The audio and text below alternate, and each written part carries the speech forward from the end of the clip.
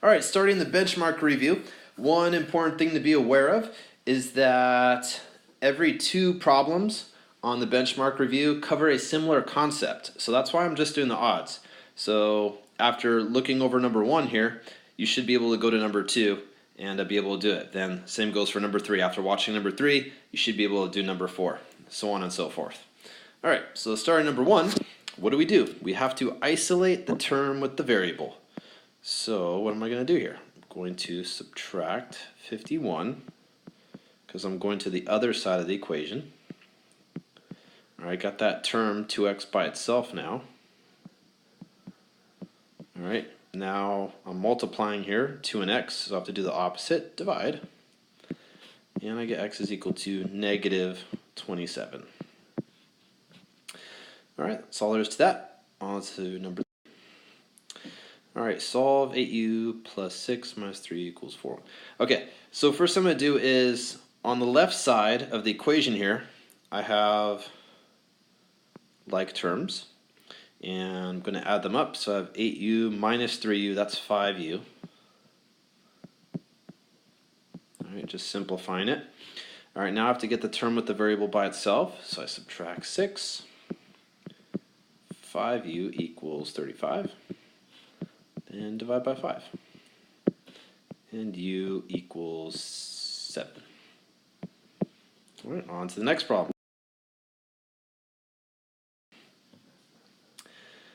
Okay, what am I going to do here? First thing I'm going to do is distribute the 7 to the binomial. So I end up with 22 equals 5b plus 7b minus 14. Okay, now on the right side of the equation I have like terms. All right, so I'm just going to add those up. So I have 12b minus 14 on the right side. All right, now I want to isolate the term with the variable. So let's bring that 14 over. I have to add it. Cancels out on the right side. So I have 36 equals 12b. Now I have 12 times b. Do the opposite operation, divide by 12. And so you get b equals 3. All right, that's all there is to it. No problem. Okay, there are many different ways to approach this problem. There are actually 4 different ways you could do the first step. I like to keep the variable on the left side when I'm isolating it, if possible. So what I'm going to do is add 6 here. Or actually, I'm going to subtract 8x.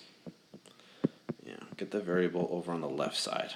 All right, negative 3x minus 6 equals 6. All right, get the variable by itself now. I'm going to add 6. Negative 3x equals 12. Divide by negative 3. And x is equal to negative 4. All right, done. Number 9. All right, there are many different ways to do the first step for this problem. First thing I'm going to do is add the like terms on the left side. So I end up with 11 minus 2r. And add like terms on the right side. So I end up with negative 2r plus 11. Okay, now I like to get my variable on the left side. So I'm going to add 2r here. So that cancels out, and that cancels out. So I get 11 equals 11. The variable disappeared. So how do I solve for the variable? Okay, you don't. Now you just look at this equality here and ask yourself, is it true or not? Well, it is true. 11 equals 11. So if that's the case, then that means there are infinitely many solutions. Okay? If the equality was not true, then there would be no solution. All right, going on to the next problem. Same deal here. I have to add like terms, 9 and 12. 21 plus 3x equals, add like terms here, I get 3x minus 9. I'm going to subtract 3x now to get the variable on the left side. Oh, look what happens. Variable cancels out on both sides. All right. So now I end up with equality. That is not true. This is not true. 21 does not equal -9. So then your answer is no solution. And here's the symbol for no solution. All right. Next problem. All right, we're working with absolute values now. Okay, whenever you're working with the absolute value, there's two cases. There's the positive case and the negative case. So 3z minus 12 can be equal to 6. Right? So this could be equal to 6 here, or it could also be equal to -6. Because if this was -6 inside the absolute value, what's the absolute value of -6? 6. Okay, so we have these two cases here. Let's work out each equation. Get the variable by itself.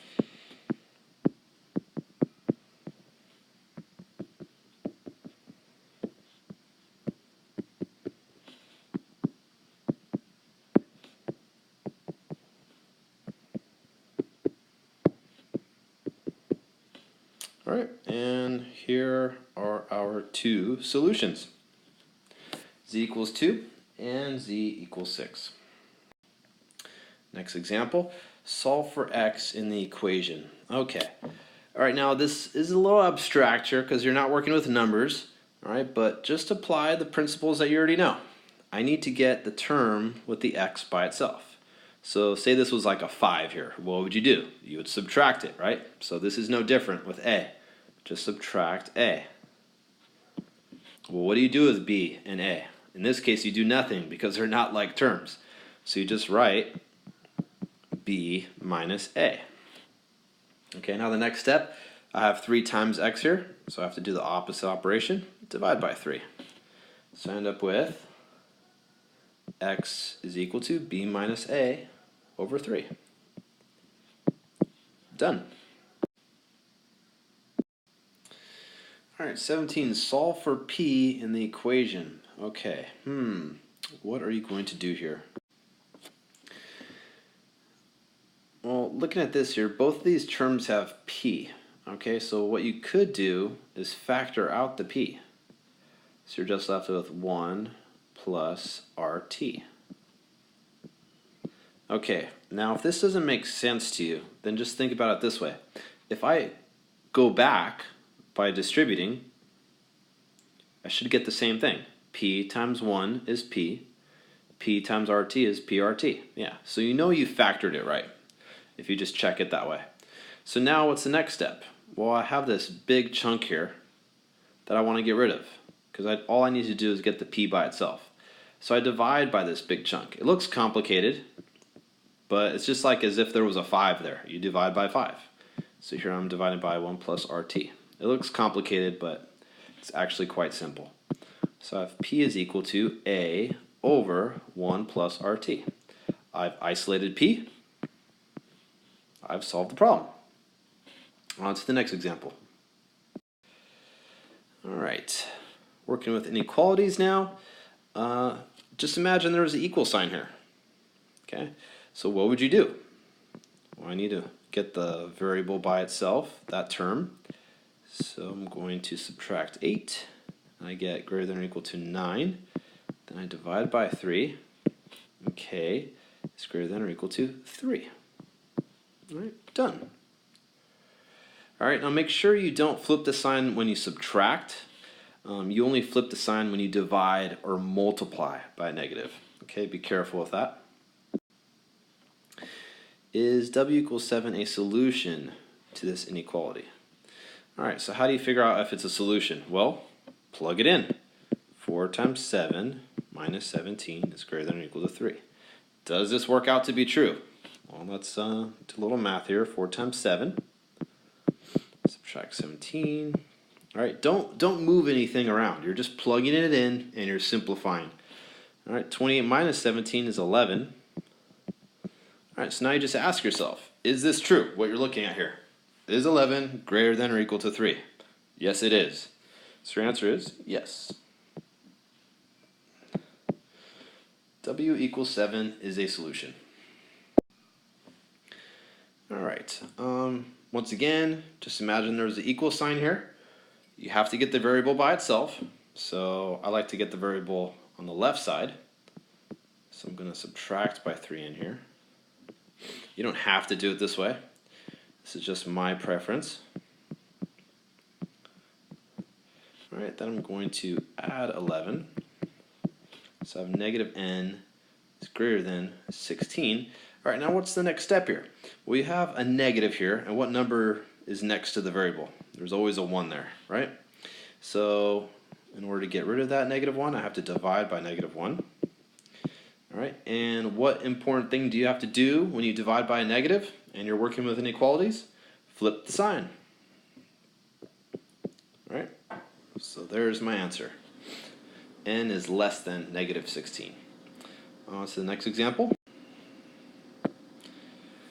Solve and graph.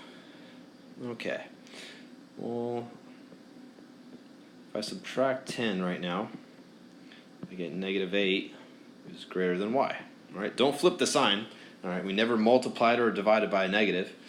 But since I have the variable on the right side here, and I like to have the variable on the left side when reading the inequality, all you have to do is flip everything. So bring the variable to the left, bring the negative 8 to the right, and flip the sign. So now I have to graph y is less than negative 8. So here's my number line. There's 0. There's negative 8. It says less than. It doesn't say less than or equal to. So since there's no equal sign, it's just an open circle. And it's less than, so that means I'm going to the left, right, into the negative direction. All right. So that answers this problem. Okay, here we have a compound inequality. All right, two inequalities in one. All right, what do we do here? We have to isolate the variable. So in this particular situation, since there are two inequalities involved, when I'm adding the 3, I have to do it to both the left side and the right side. All right, it's not that complicated. Then I have 2y is less than or equal to 26. And then I'm going to divide by 2. All right, once again, do it to all parts. All right, so I have negative 1 is less than y is less than or equal to 13. All right, and that's all there is to this problem. On to the next. All right, solve and graph. Okay, I need to isolate the variable for these two inequalities. All right, divide by 2, u is greater than or equal to 3, and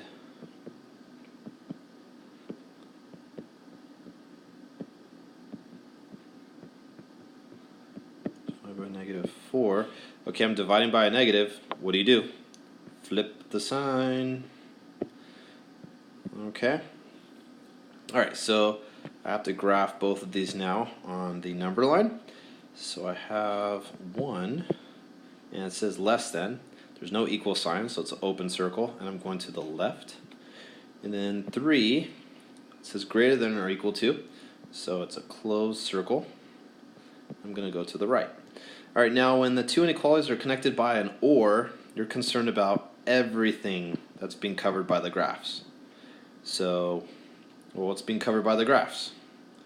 Everything less than 1, all right, starting from the left, and let's see, or everything greater than or equal to 3. All right, so that completes this problem. Going on to the next problem. Solve and graph. All right, when working with an absolute value inequality, there's one important principle you will apply. If the inequality sign is a greater than sign, then you want to think greater. If it's less than, you want to think less than. All right, just a little trick for allowing you to do the problem correctly. So I have 6 minus n is greater than or equal to 5. And now I also have 6 minus n is less than or equal to negative 5. All right, since I'm working with the negative case here, I flip the sign.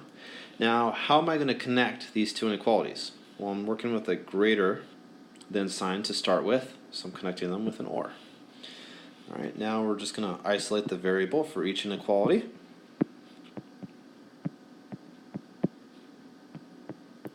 Divide by negative 1, n is greater than or equal to 1. Then here I subtract 6. Oh, hold on a second. Going back here. Should have done something. I divided by negative 1. Gotta flip the sign. Okay. And I have negative 11 here. I'm going to divide by negative 1. Once again, flip the sign. Okay. They're connected by an or. Let's graph them. Alright, so at 1, it's less than or equal to. So I'm going to go to the left. And at 11, it's greater than or equal to. So I'm going to go to the right. Alright, and since I'm working with an or here, I'm concerned about everything that's covered by the graphs. And everything would be everything less than 1 and everything greater than 11. So I just use the inequalities I started with up here. All right, and that solves this problem. Going on to the next problem. All right, same deal here as before. Absolute value inequality. In this case, we draw on this little tool here. So you know how to connect the inequalities. Since I'm working with a less than to start with, the inequalities will be connected by an and. Right? And for the opposite case, flip the sign. Okay. Now, the setup is the most important part here. This is from the 3 chapters, this is probably the most difficult problem, just because if you don't set it up correctly, then everything's out the window at that point. So just make sure you set up correctly, and then it's pretty simple from this point on. So you have 5k is less than or equal to 10, and then plus 4 here. 5k is greater than or equal to negative 2. Divide by 5. Alright, so I have k is less than or equal to 2. Here divide by 5. So I have k is greater than or equal to negative 2/5. And once again, they're connected by an and. Alright, going to the number line. Alright, negative 2/5. Alright, k is greater than or equal to. Alright, it's greater than or equal to, so solid dot. And I'm going to the right. And then it says less than or equal to 2. So at 2, it's less than or equal to, solid, and I'm going to the left. All right. And since I'm working with and, I'm concerned about where the graphs overlap. All right. For or, you just want to know what's being covered by the graphs. All right. For this case, I want to know where they overlap. Okay. Well, they overlap between negative 2/5 and 2. So how do you state your answer then? Well, I start at negative 2/5. It ends at 2. The variable I'm working with is k. And then your arrows, when you construct your compound inequality, will always point to the left, Okay, always. All right, so the smaller number comes first, bigger number comes second. All right, and don't forget that we also have equal signs here. We have the solid dots, so we should have equal signs. And there is your answer. All right, going on to the next problem. Consider the function, what is f of negative 6? Okay, what does this mean exactly? All right, students get confused by this notation. This does not mean f times -6. Okay, it's a particular type of notation. What it means is that when I'm looking at this expression here, it has an x in it. All right, notice I have an x right here. All right, but what they're doing is saying, what is this expression equal to when the x is equal to -6? All right, so f of -6 means that I take this expression and I plug in -6 for x. That's all there is to it. Very simple stuff. All right, so for this problem, it's just a matter of understanding how to interpret the notation. Once you understand how to interpret the notation, super easy problem. All right, 37, what is the x-intercept of the line? Intercept, very simple concept. If you want to find the x-intercept, what do? You set the opposite variable equal to, the key number is 0. All right, so just plug in 0 for y and solve for x. All right, so that's gone. I got -3x minus 24 equals 0. Get the term with the variable by itself.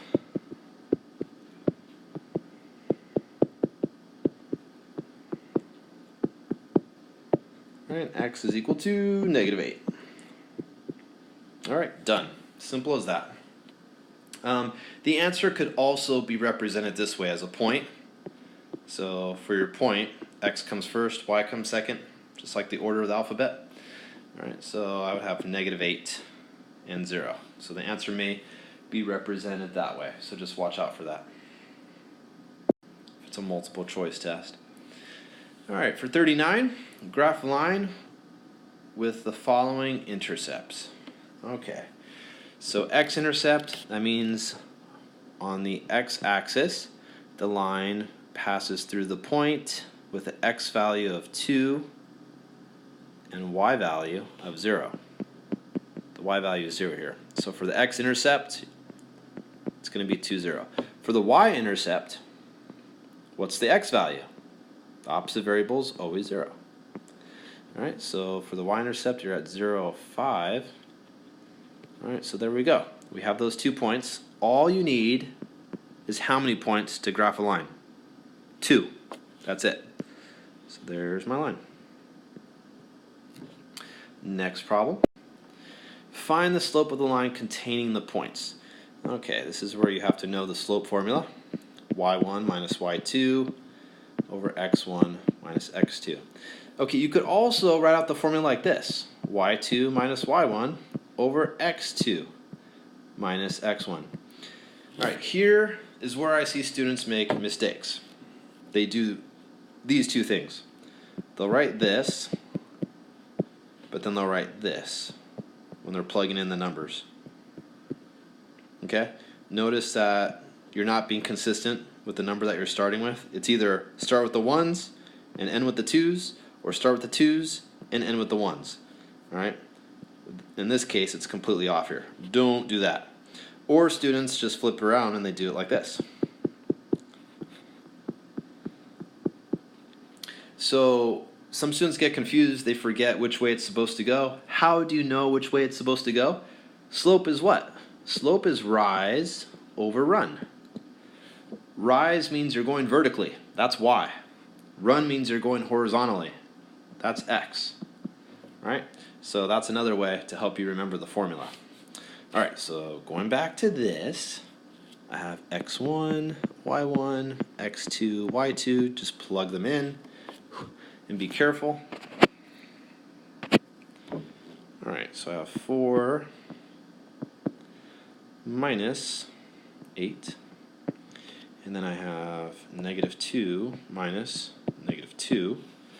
All right, so I have 4 minus 8, which is -4. Then I have -2 minus -2. This turns into a plus. So I'm going to put the -4 over 0. And whenever you have 0 under, if 0 is under, then it's undefined. All right, done with that problem. On to the next. Find the slope of the line containing the points. All right, once again,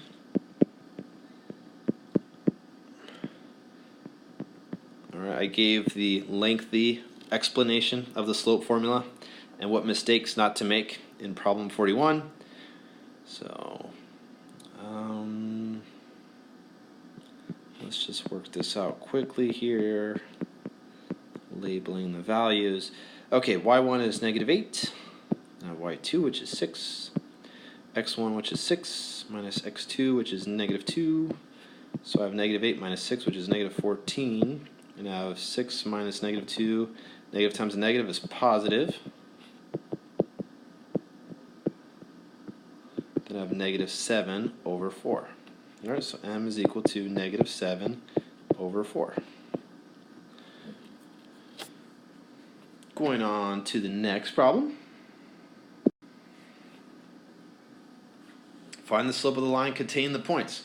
All right, lots of slope problems here. So I have m is equal to y1 minus y2 over x1 minus x2.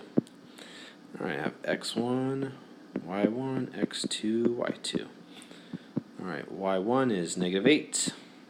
y2 is -8. Then I have x1, which is 2, and x2, which is 3. So I have -8. Negative times negative is a positive. Then I have -1, so I have 0 over -1. If 0 is on top, then your answer is 0. The slope is 0. All right, going on to the next problem. Graph the line of the equation. Okay, so is this equation in slope-intercept form? Yes, it is. Okay, so we could quickly identify the slope as well as the y-intercept. All right, and graphing is very simple. I take the y-intercept, all right, apply that. That gives me my starting point. So here's my origin. I'm going to go down 5.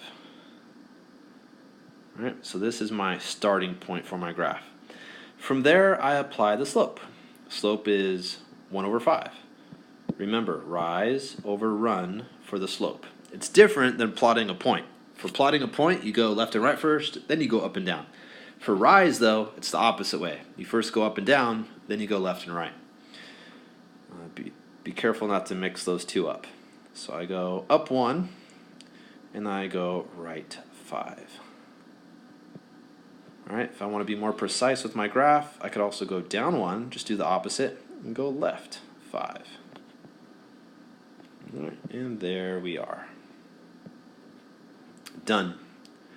And for the last problem, graph the equation. First thing you have to ask yourself, is it in slope-intercept form? No, it is not. You have to get y by itself. So let me just rewrite the problem here. All right, so first thing you're going to do is subtract 2x. 7y is equal to -2x plus 21 over 7. All right. Now what do you do with the 7? You divide it into both parts. Be careful with that. So I have -2/7 x plus 3. All right, so my slope is